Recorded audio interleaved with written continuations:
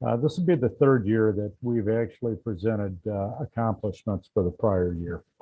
And Billy is the one that did this entire presentation, obviously with input from some of the directors. And this is one that we could spend a lot of time on, and we aren't, but we have accomplished a lot in 2020. You could have a standalone presentation on what our employees have accomplished amidst COVID. But we still move that ball forward in this community. It's a community that's extremely appreciative, and we feel that. But this is the culmination, this presentation tonight is a culmination of trying to share a snippet of what was accomplished in 2020. It's a document also that when you see it, it's going to overwhelm you. And, this is much more than just, yeah, it will, Billy. And it's much more than the presentation itself. What we're hoping is that the community goes back and clicks this on the website and looks at it and dives a little bit deeper into the document. But so appreciative to all the city employees. They carry on your vision for this community, and very appreciative to the deputy city manager. Billy. How do you follow that? Thank you. I appreciate it. Phil, if you will, thank you, sir. Slides. And really, mayor and council members, I as Tim mentioned, this first slide really says it all as it relates to who's made this happen, who's kept the ship going, who's kept the train running. It's the employees that we have, as Tim mentioned. And so I think that this slide says a lot about what you're going to see going forward as part of this presentation. Employees stepped up and did the work. And I just think it's important to mention that again, as Tim said. Phil, next slide, please. Again, there's a message from the manager as a second page of this presentation that people will see. And he's going to kill me for saying this, but none of this work gets done without his direction, without his confidence, without his showing us the way. And so I think it's really, really important for us to mention that we had that in a city manager this year through some very difficult times. It was important that we had sort of someone to steady the ship. And so again, he'll get me tomorrow, but I think it was worth saying that about him tonight. Next slide, please, Phil. Really, and Scott during his presentation mentioned this. We're optimistic about where we're going this next year. In terms of economic development, there was a lot that happened in 2020. We had, as you can see, we had $260+ million in continued building this year. That includes like $80 million in new construction that started. And the important point there for me, at least, and for us, is that it says a lot about Bloomington as a community, that people continue to have confidence in us as a place to build and develop. We had new residential development. We had new restaurant development, as you can see, either started, completed, or planned. We had, as I said, residential development. We had more than $11 million in new home construction start.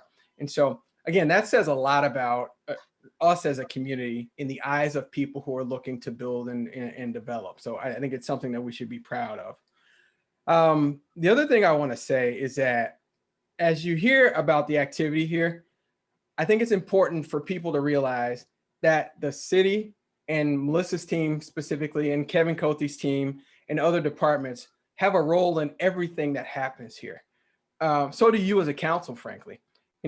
Sometimes with staff, it's us, going out and recruiting business. Sometimes it's us addressing zoning issues. Sometimes it's us reviewing site plans and making sure that drainage is appropriate. We have a hand and we touch most of these projects, most if not all of these projects. The other thing I will say is so too do you as a council. It's in the rules you set and make as it relates to the zoning ordinance and the comprehensive plan that you approve. It's creating an environment that is fertile for development. So again, I think that's an important point that people don't always realize, is that we create this environment for all of this to happen. Um, next slide, Phil, please. As you talk about development, the conversation invariably will go to what's happening downtown, as it should. And this messy hodgepodge of items is really meant to show you how busy it was in the downtown this year.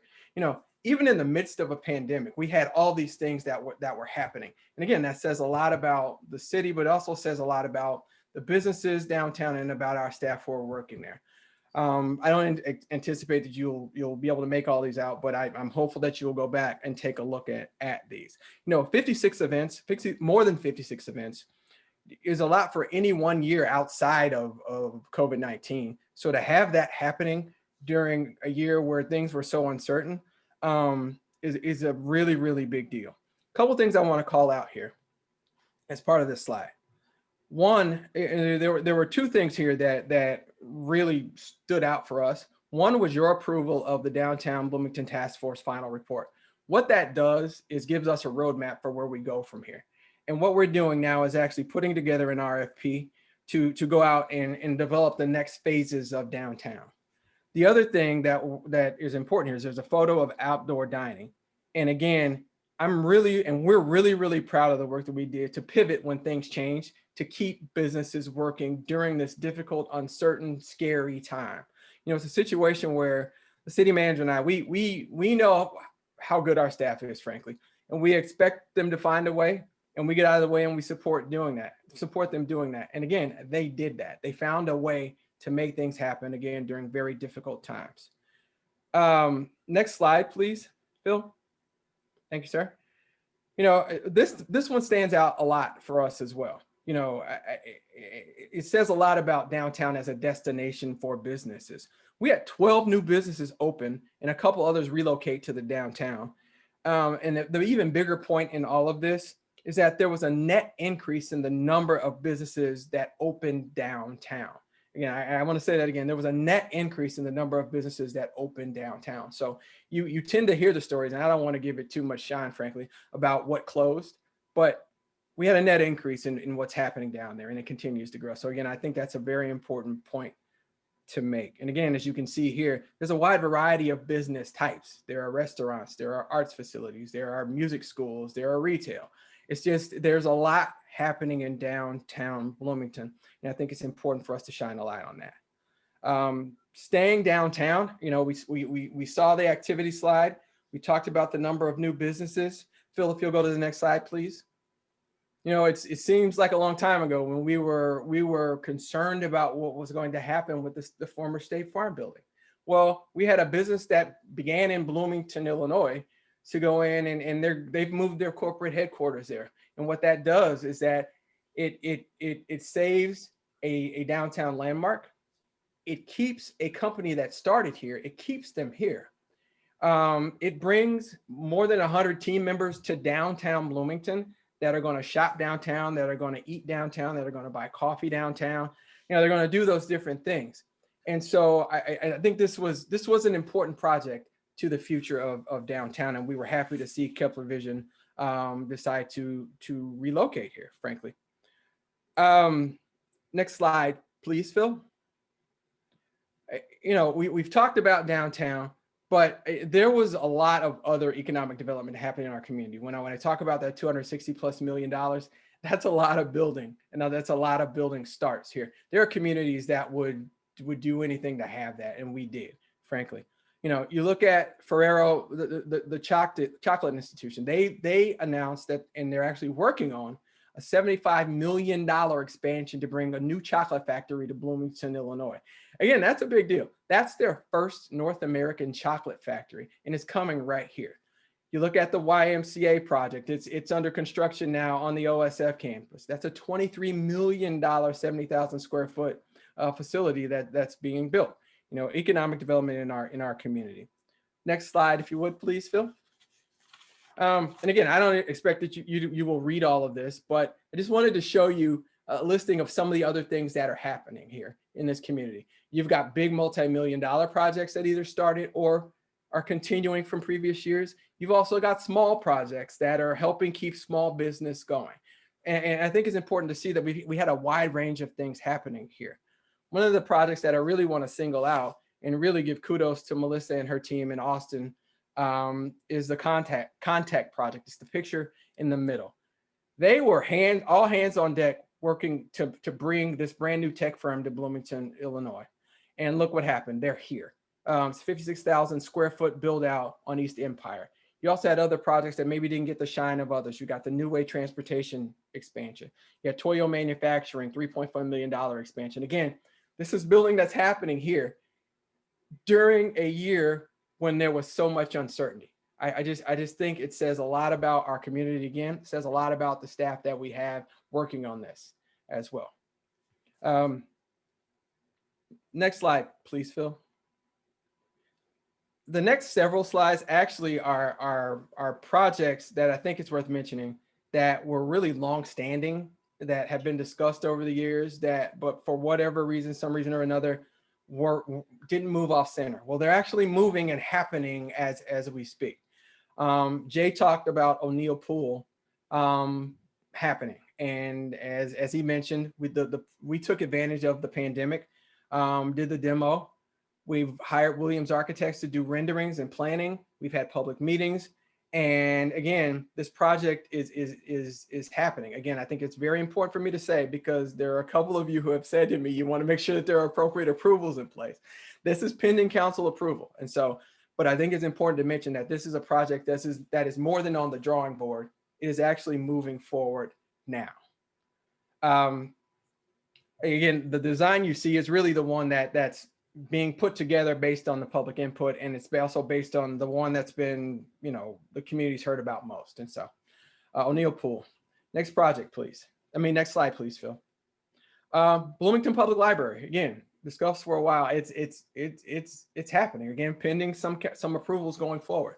Planning for this new facility shifted in the overdrive in 2020, and this building is going to be a showpiece. It'll be more than a building with books.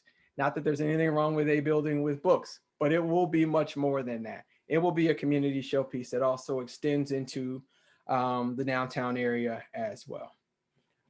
Next slide, please, Phil. Lutz Road. Again, this was more than 10 years in the making. That street is open right now. Pending a few things that still have to happen this spring. I think there's some sidewalk work that still has to happen. The road is open. You approved this project and it's all but done. Again, open and drivable. The other thing I think is important to note is that, as we said when we discussed this, there would be other economic development opportunities, and our economic development department is already hearing from others looking to potentially build and develop in this area. So what we said would most likely happen is starting to gain some traction. Next slide, please, Phil. Wayfinding signage. Again, one of those projects that was discussed. It's all but done, frankly. You've got signs up. We've got the signage, the electricity run. I know that there's still one large sign that still has to be installed over Center Street. But again, this project in 2020, it happened, and the public is seeing the benefits of it. Next slide, please, Phil. As we talk about projects and things the public want to see, as I'm sure you're aware, one of the things that we hear all the time or have heard is, when are you going to fix my street? When are you going to fix my sidewalk? It's one of the biggest things we hear. We want the public to know that we're doing something about it, frankly. In the calendar year 2020, there was about $6.4 million spent on repairing roads and sidewalks.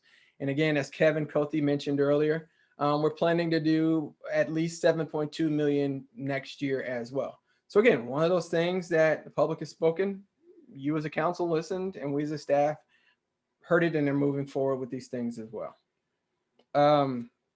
Next slide, please, Phil. We've talked about a lot of different things here today, but I think it's also important to note that we still continue to be able to do our bread and butter, so to speak. Our crews and our staff continue to work on investing in our infrastructure and rebuilding our infrastructure. We continue to pick up garbage. We continue to build sewer mains and inspect sewer mains and make sure they were working properly. We continue to work on our water systems. We continue to make sure that the public during this difficult time, when they went to the water tap to turn it on, the water came out. When they took their garbage to the curb, we picked it up. Even in a situation where there were more people home, so there was more garbage out there. There were people working on their homes. There were people working in their lawns. So even with the increased volumes, our crews and our staff continue to do that work. And I think it's important to, to say that as we look back on 2020. That wasn't an easy thing to do. Next slide, please, Phil. This is exciting, actually. It's a place that we are affectionately calling the hub.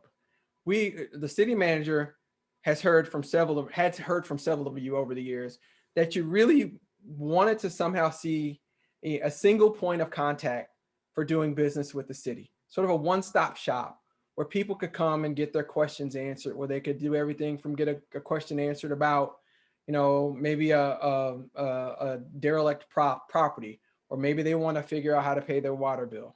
Well, again, taking advantage of this, we'd always planned to do that as we moved to the government center. But again, the pandemic gave our staff an opportunity to move forward faster with that. So it's an area that we're, again, calling the hub. And as you can see, the logos there, where we've established just that at the arena. And I'll say kudos to Leslie and her leadership team for managing that and running that. We have a situation where there is staff from almost every department in the area where people, again, can come to one place and get their business done with the city. Once we have completed the move to the government center, this department will pick up and we will have that singular one-stop shop for the public to come and do business with us. And again, I know we've said next slide, Phil, a lot tonight, but it was actually Phil, I believe, and Leslie and Charlene who worked to develop this logo, and we love them. We absolutely do. We've given you several examples of those. So again, shout out to Phil for doing that, and Leslie and Charlene. Again, this is something that's happening. Next slide, please, Phil. Diversity and equity. You've shown over the last year that it was a priority for you. It's a priority for us as well. I think it's important for me to say here that with diversity and equity and fairness, it's a situation that is ever changing. There's no end date where you can say we've done enough. So we're not showing the slide to say, hey, look at us. That's not the point of this. But I do think it's worth mentioning. We do think it's worth mentioning the efforts that we've taken to move the ball forward in this area. Again, the manager had talked about since he arrived here, having someone committed to diversity. We appointed Michael Hurt to lead those efforts this year, both internally and to work externally to make sure that we are being equitable as an organization, but also to address issues in the community as well. That's happening. Again, I don't have to go through all the slides. You as a council, supported a bigger celebration of Juneteenth. You as a council supported, our recognizing Indigenous Peoples Day. You as a council have supported our involvement with Welcoming America. We've got the longstanding MLK launch, and that's happening as well. So again, this isn't a look at us, but I do think it's very, very important for us to talk about the things that we're doing, because it's important. If the last year didn't show us anything, it was how important it is for us to be fair and equitable and to recognize all people within our community. Next slide, please, Phil. And in keeping with that, we want to mention the fact that last year we started a partnership with the Jewel Foundation, and it's a mentorship program where we are partnering with the foundation to give underserved youth a paid city employment experience. They're actually coming to the city to work. But it's more than having young folks come to us and simply work. We're also pairing them with mentors, so the experience is bigger than that. One of the things that I think is very important about this, and I'll use myself as an example, there are a lot of kids out there who, and Tim says this all the time, who aren't having the conversations about city government as a possible career. I came from a family where we didn't have those conversations. I had a fantastic family, but these weren't conversations that we were having. And so a lot of times people don't gain some of the experiences that I frankly have had the benefit of having in city government over the course of 20 plus years, because it's not something that we're familiar with, that I was familiar with. And so exposing young people to how great of a job and a career city government can be is one small step towards providing equitable opportunities to people. I know I rambled on a lot with that, but it's a lot of making this situation better. Not all of it, but a lot of it is about exposure to opportunities. And again, I want to be clear. This program started small this year, and it's nowhere as big as it's going to be. But I think it's important for us to mention that it's something that we're doing, and I'm for sure that it's something that's going to grow. Next slide, please, Phil. Again, the next several slides, frankly, we talk about some of the operational successes that we've had this year. Some of them didn't lend themselves to pictures, but I hope that you will go back and take a look at this document and really look at some of the other things that have happened over the course of this year. Here you've got for sure Bloomington Police and Bloomington Fire and some of the accomplishments that they had. But also some of the other slides that we have simply list some of the accomplishments that occurred in some other departments. For example, next slide, please, Phil. You talk about, economic development and finance and the city clerk and the library and the legal department and parks and rec and facilities. They did a lot of things that, as I said, maybe didn't lend itself or themselves to taking a picture. But there was a lot that happened to keep things moving. I frankly didn't think it was important. You talk about the legal department, a lot of the work that Jeff and his team did. I wasn't going to take a picture of Jeff, writing an emergency ordinance. But again, some of that work, a lot of that work was critical to keeping us moving. You talk about public safety. You saw the slide. You'll see here that the planning department won a statewide award for their work. We haven't talked about the budget a lot, but our finance department created a financial model to help us budget during the pandemic. That was critical, but those are things that people don't hear about. You talk about the library. Let's talk about how they increased checkouts during the pandemic. They increased checkouts each month during that time. You talk about the work the clerk did with the hub or that they're doing with recodification. IT, we turned on a dime to a virtual environment. And it was our IT department that made that happen. That's a big deal. I mean, it wasn't just so that we could have virtual meetings over Zoom. It was also so that the public could participate. That happened because of the work of our IT department. We talked about legal and the work they did with our COVID grant management. I think we got to talk about legal and the human resources department, who made sure that employees were protected in helping to develop remote work policies. I mean, that was critical. How do we go from working in the office to working from home? That had to be ironed out and laid out. And that's some of the unheralded, unsung work that happened during this last year. I think we've got to mention facilities, and they stepped up in a major way. Acquiring and distributing sanitation supplies and cleaning and PPE for us. I mean, that was a major part of making sure that things continue. And again, we talked about parks. One of the things we didn't mention was the fact that they've taken over management of the arena. Once we parted ways with the management company, Parks has taken that over and is doing more than simply keeping things moving. And you've got Public Works. And again, we talked about some of their projects. They finalized a water infrastructure master plan that's going to guide us for years to come in terms of how we're providing the critical water source to our residents. So again, there are things here that we did not cover. There are things here that we missed. But hopefully we've been able to show that, there was a lot of work that got done last year, and there's a lot of work that we as a staff and hopefully you as a council and hopefully residents will be proud of.